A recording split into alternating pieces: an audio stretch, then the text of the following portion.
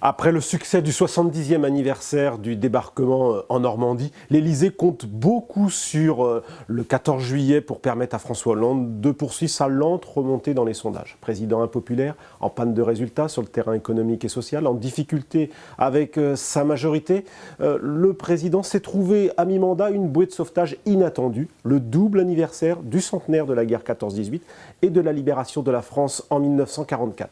Voilà qui tombe à pic. Et François Hollande, en bon pro de la politique, a flairé la bonne affaire. Les Français adorent l'histoire, alors lui ne va pas se faire prier et ça ne lui fera sûrement pas de mal. Le président met donc les bouchées doubles et commémore à qui mieux mieux.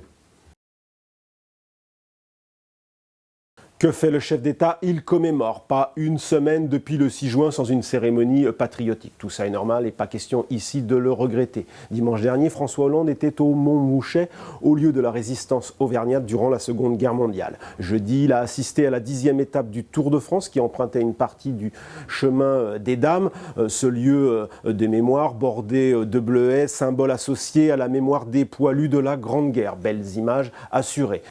Lundi, jour de 14 juillet, l'Élysée a décidé de faire précéder le traditionnel défilé d'une parade dite des symboles qui rassemblera une cinquantaine de soldats venus de tous les pays qui ont libéré la France. Viendront ensuite d'autres commémorations. En août, il y aura le débarquement en Provence, puis en septembre, celle de la bataille de la Marne. De belles images assurées et des discours consensuels qui permettront à François Hollande de représidentialiser son image.